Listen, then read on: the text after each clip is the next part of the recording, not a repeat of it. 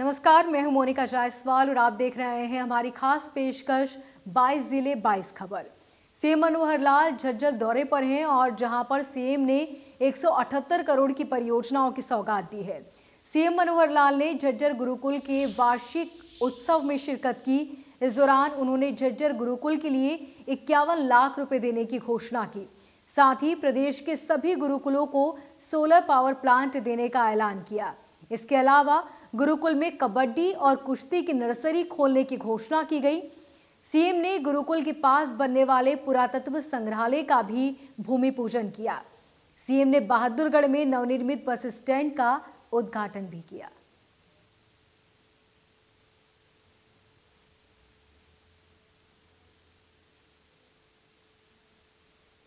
आज गुरुकुल झज्जर के अंदर ये जो महाविद्यालय का जो 106वां वार्षिक उत्सव कार्यक्रम था, इसमें मेरा आना हुआ। यहाँ गुरुकुल शिक्षा पद्धति और जो हमारी आधुनिक शिक्षा पद्धति है, इसमें समन्वय करने की आवश्यकता है। ये सब लोगों ने इसका समर्थन किया है। इसी प्रकार से हमारे पुरातत्व के जो संग्रहालय के नाते से जो एक संपदा जिसको संग्रहीय रूप में यहाँ रखा जाएगा, उसके भी भूमि पूजन का कार्यक्रम हुआ। लगभग 50-60 करोड़ रुपये लगा करके उस पर एक भव्य संग्रहालय बनाया जाएगा, ताकि ये क्षेत्र ऐसे लोगों को जिनकी रुचि है उनके लिए एक पर्यटन का ये केंद्र भी बन सके, उसके इस इलाके को बहुत लाभ होगा।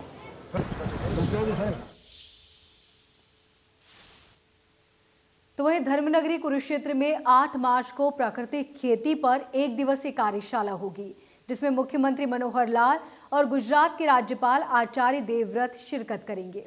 इस कार्यशाला में हजारों किसानों को प्राकृतिक खेती को लेकर प्रेरित किया जाएगा।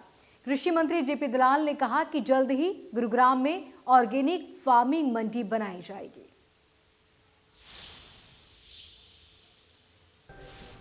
पूरे दिन की एक कार्यशाला होगी, जिसमें प्राकृतिक कृषि पर, जहर मुक्त कृषि पर, जो पेस्टिसाइड से फ्री हो, उस पर मंथन किया जाएगा। और इसमें हमारे इसी क्षेत्र के जो रहने वाले हैं, गुजरात के राज्यपाल महामहिम आचार्य देवव्रत जी, वो भाग लेंगे। हमारे मुख्यमंत्री श्री मनोहर लाल जी, हमारे ज्यादातर सांसद महोदय, विधायक, सभी जिलों के उपायुक्त, कृषि विभाग के जो वरिष्ठ अधिकारी हैं 200-250, बागवानी विभाग के अधिकारी, पशुपालन विभाग के अधिकारी और जो प्रोग्रेसिव फार्मर हैं अलग अलग, जिन्होंने अपनी मेहनत से कृषि में एक्सीलेंस प्राप्त की है, लगभग 1200 के आसपास, उनको हमने आमंत्रित। यूक्रेन में फंसे छात्रों को ऑपरेशन गंगा के जरिए भारत सकुशल लाया जा रहा है। यूक्रेन में फंसे भारतीयों में हरियाणा के भी छात्र बड़ी संख्या में हैं। प्रदेश के करीब 1800 छात्रों में से अब तक 1143 छात्रों की स्वदेश वापसी हो चुकी है। गुरुग्राम में सीएम मनोहर लाल ने यूक्रेन से लौटे छात्रों और उनके परिजनों से मुलाकात की। इस दौरान जहां सीएम मनोहर लाल ने यूक्रेन से सभी भारतीयों को सकुशल वापस लाने की बात कही, तो वहीं छात्र और उनके परिजनों ने सीएम को धन्यवाद दिया। गुरुग्राम के अब तक 78 छात्र स्वदेश लौट चुके हैं।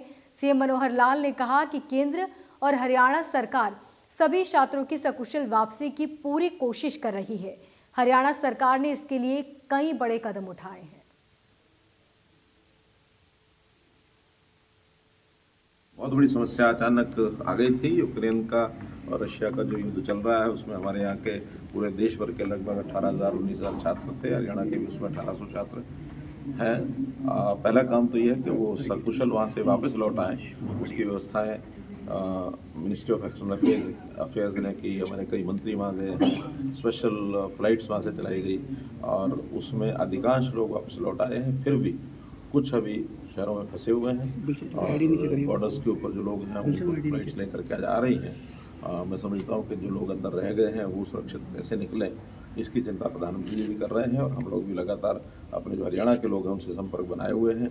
1800 के आसपास हरियाणा के जो छात्र थे उसमें से 80 के आसपास अभी भी यूक्रेन में शहरों में जो हैं उनका संपर्क बना है और कैसे वो निकल सकते हैं उसकी चिंता हम सब कर रहे हैं।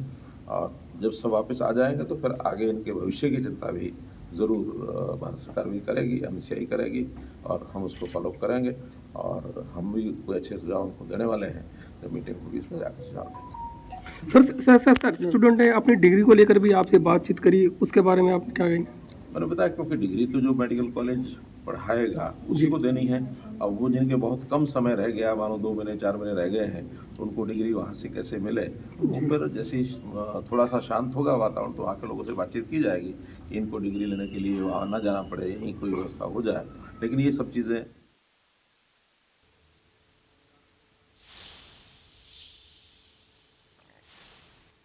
यूक्रेन पर रूस के हमले के बाद भारतीय छात्रों का वापस आना लगातार जारी है और इसी बीच यमुनानगर के रहने वाली मानसी शर्मा अपने घर पहुंची। बेटी को घर वापस देखकर परिवार के सदस्यों के चेहरे खिल उठे।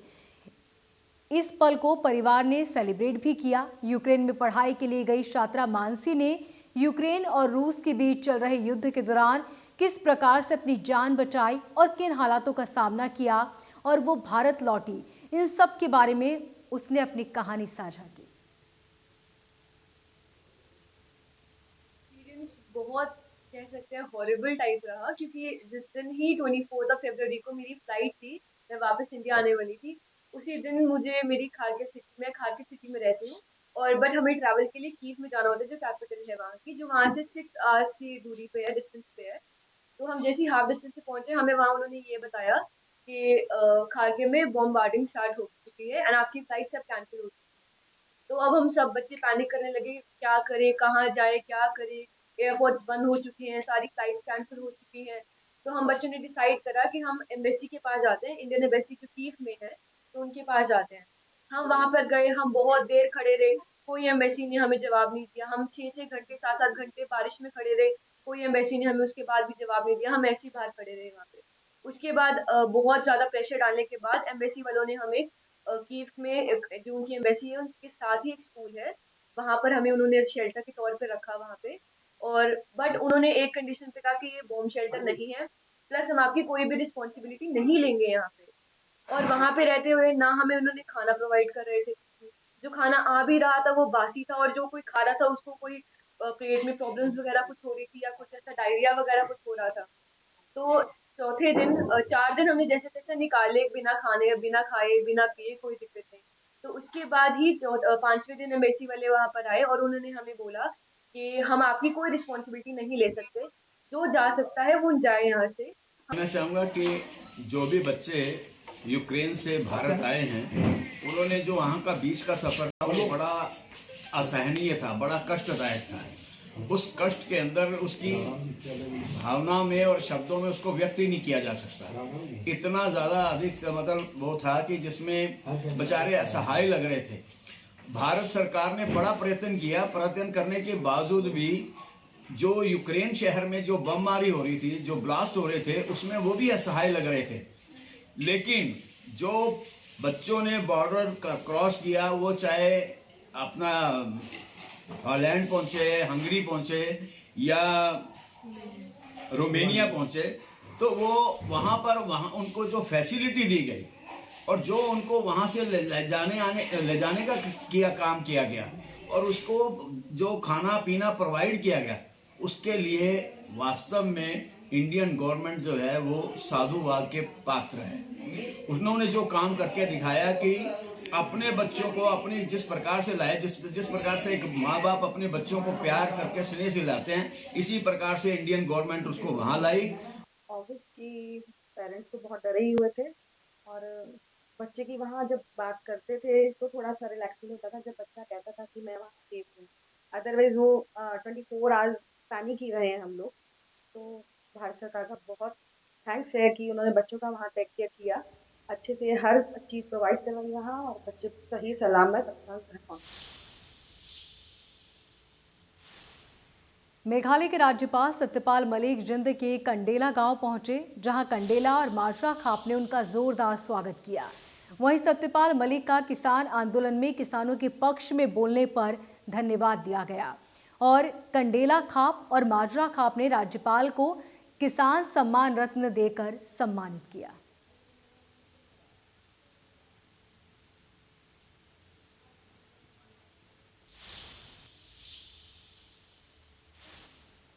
टोहाना के प्राचीन पंचमुखी शिव मंदिर का एक वीडियो सोशल मीडिया पर जमकर वायरल हो रहा है, जिसमें भक्तों द्वारा चम्मच से दूध रखकर नंदी के पास लगाया जा रहा है, जिसके बाद दूध समाप्त हो रहा है। इस वीडियो को लगातार शेयर किया जा रहा है क्योंकि ये प्राचीन पंचमुखी शिव मंदिर टोहाना का सबसे पुराना मंदिर है और लाखों लोगों की श्रद्धा इस मंदिर से जुड़ी हुई है।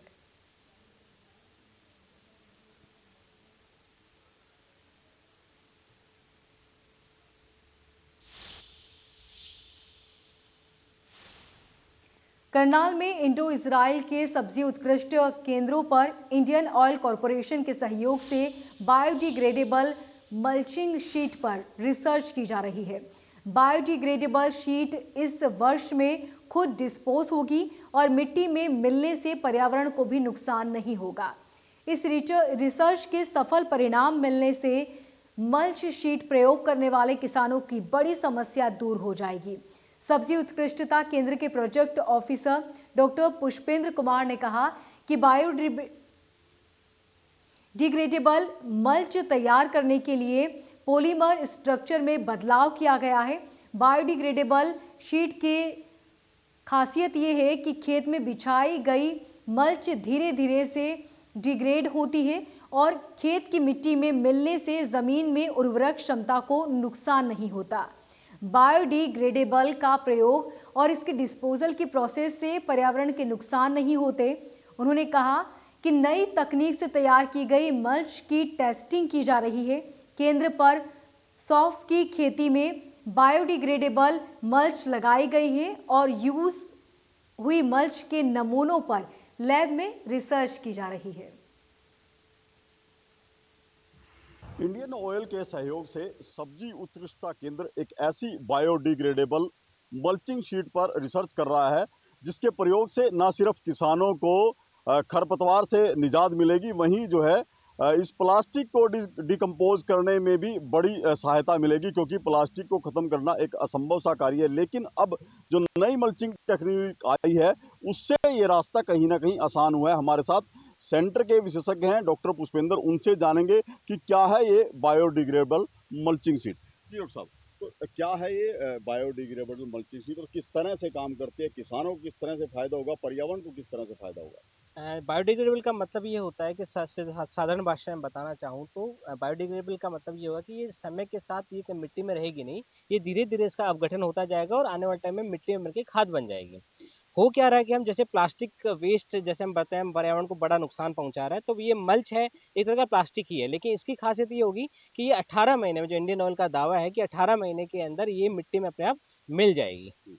और दूसरा इसका बेनिफिट ये होता है कि जैसे आपको पता है कि जैसे इसका मल्च का किसान भाइयों को फायदा तो होता है, लेकिन फायदा होने के साथ पर्यावरण को नुकसान हो रहा था, तो कहीं ना कहीं इससे निजात हमें मिलेगी कि किसानों को तो बेनिफिट होगा ही होगा, लेकिन पर्यावरण का जो प्लास्टिक वेस्ट है वो भी कम होता जाएगा। तो जिस तरह से बात की जाई है कि 18 महीने में स्वाभाविक डिकम्पोज हो जाएगी है, तो क्या मिट्टी में मिलने के बाद इसके कोई नुकसान रहेंगे खेत की मिट्टी को? जी नहीं, बायोडिग्रेडेबल होने का मतलब ये नहीं है कि किसी प्रकार के मिट्टी में कोई रसायन या किसी रासायनिक बदलाव करेगी, ऐसा नहीं है, बल्कि ये खाद में ही परिवर्तित होगी। तो वैसे आने वाले टाइम में आपके आने वाली फसल या किसी की मिट्टी को किसी प्रकार के कोई भी हानि नहीं होगी।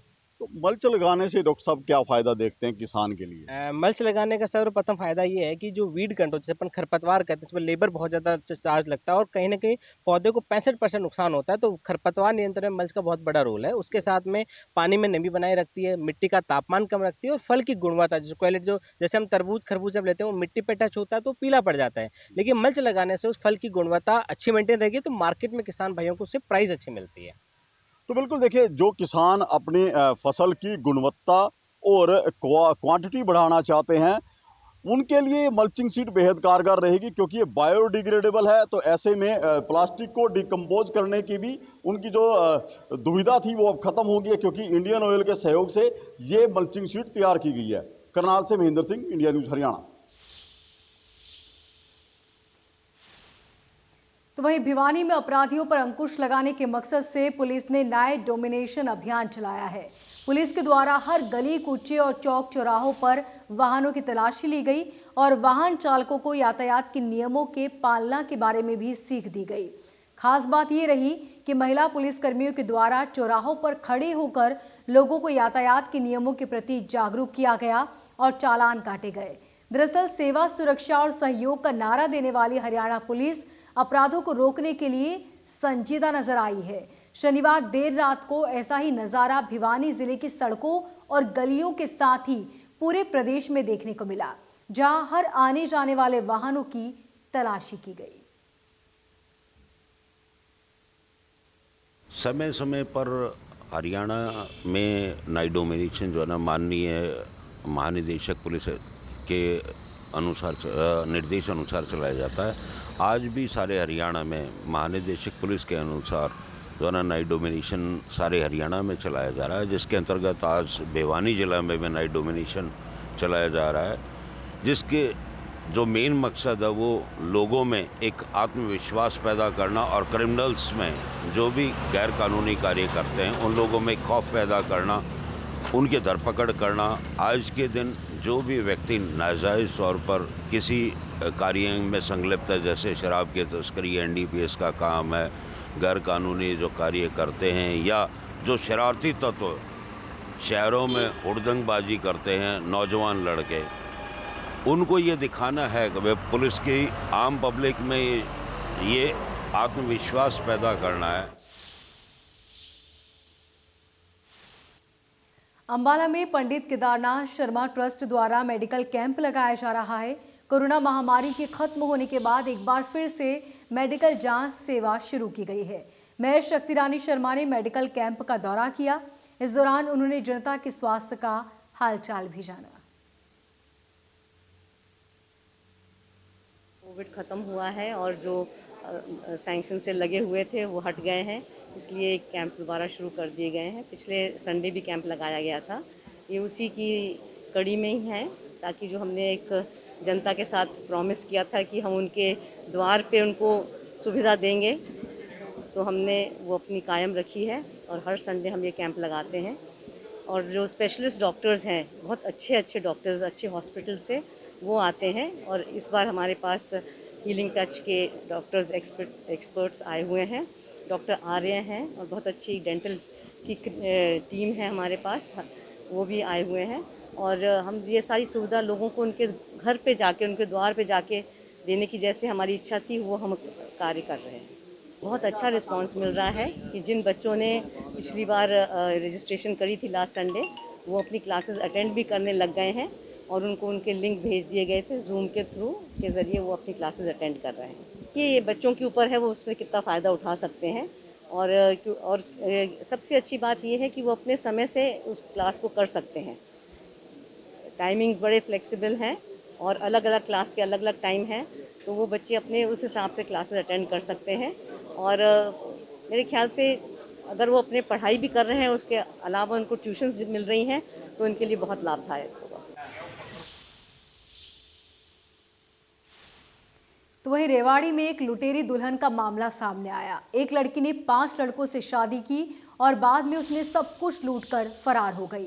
5 लोगों ने मिलकर पुलिस अधीक्षक को शिकायत दी कि रेवाड़ी की एक लड़की ने अलग अलग समय में इन सभी से बिचौलियों के जरिए शादी की और सभी के साथ 1 या 2 महीने रहकर लुटेरी दुल्हन फिल्म की तर्ज पर इनका सब कुछ लूटकर फरार हो गई। शिकायत में कहा गया कि जून 2021 में उसकी शादी रेवाड़ी की एक युवती के साथ हुई थी। शादी के 1 महीने बाद ही दुल्हन वापस अपने घर लौट गई।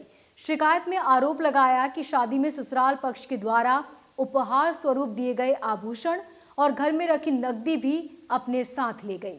शिकायत में कहा गया कि युवती की मां ने फैसला किया कि 18 लाख रुपए की मांग की। शिकायतकर्ता ने शिकायत में लिखा है कि जब उन्होंने गहनता से इसकी जानकारी जुटाई तो पता चला कि ये गिरोह शादी के नाम पर 4 लोगों को पहले भी अपना शिकार बना चुका है।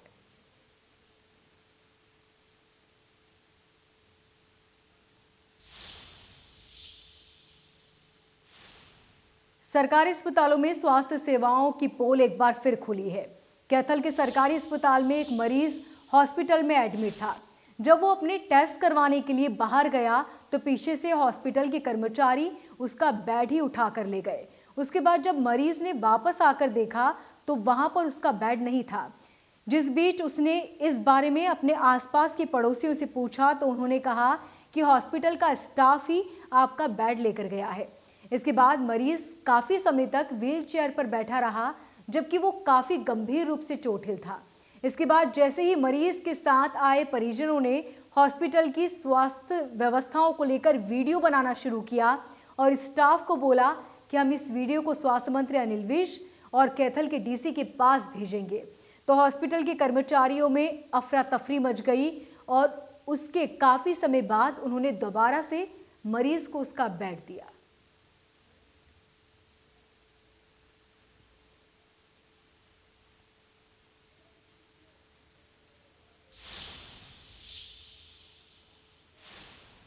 पलवल में होडल अपराध जांच शाखा टीम ने 5000 के इनामी हत्यारोपी बदमाश को गिरफ्तार करने में बड़ी सफलता हासिल की। राजस्थान से आ रहे हत्यारोपी राजकुमार को पुलिस ने मुखबिर की सूचना पर धर दबोचा। आरोपी को गिरफ्तार कर पुलिस ने अदालत में पेश करने की तैयारी शुरू कर दी।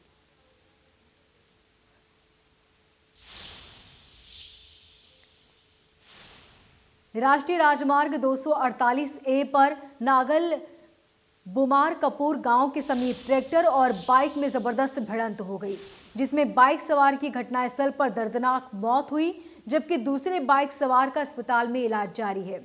पुलिस ने शव को पोस्टमार्टम के लिए भेजा और ट्रैक्टर चालक के खिलाफ मुकदमा दर्ज कर लिया।